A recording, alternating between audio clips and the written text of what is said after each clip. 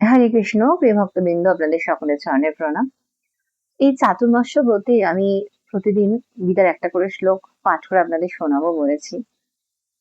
আপনাদের কৃপা আশীর্বাদ চাই শুরুতেই। এবং গীতা যেটি কুরুক্ষেত্রের প্রাঙ্গণে শ্রীকৃষ্ণ অর্জুনকে দান করেছিলেন, সেটা যথাযথ রূপে শ্রীল প্রভুপাদ আমাদেরকে এনে দিয়েছেন। শ্রীমদ্ ভগবদ গীতা যথাযথ। মহাভারতের ভীষ্ম পর্বে এটি রয়েছে 18টি অধ্যায়ে। এবং সমগ্র মহাভারতটা স্মৃতি হলেও শ্রীকৃষ্ণের অচিন্ত শক্তি বলে ভগবদ গীতাটা শ্রুতি।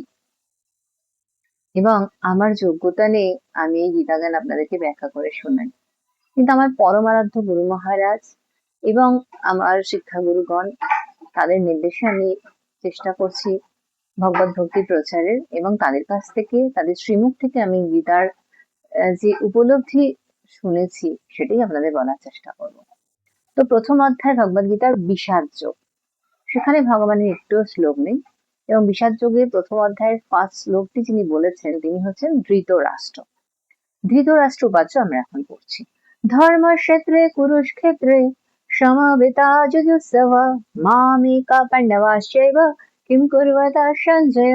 অনুবাদ: ধৃতরাষ্ট্র জিজ্ঞাসা করলেন, হে সঞ্জয়, ধর্মক্ষেত্রে যুদ্ধ করার মানুষের সমবেত হয়ে আমার পুত্র এবং পাণ্ডুর পুত্রেরা তারপর কি করলো?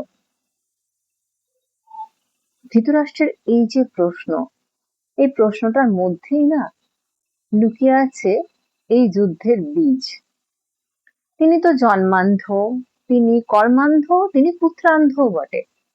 তিনি এই যে বললেন মামেকা পাণ্ডবশ্চৈব, মামেকা পাণ্ডবশ্চৈব, অর্থাৎ পাণ্ডবদেরকে কিন্তু তিনি আলাদা করে দিলেন, অথচ তারা একই কৌরব বংশ থেকে এসেছে, অথচ তিনি কিন্তু পাণ্ডবদের আলাদা করে দিলেন।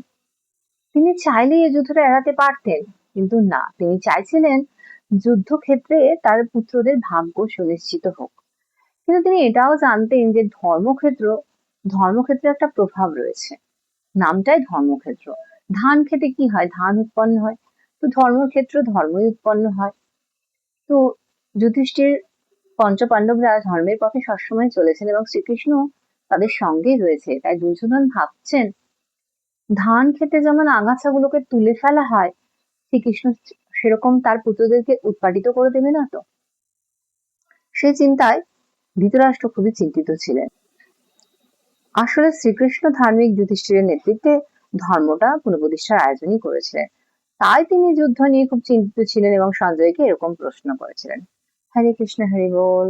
সকলকে প্রণাম।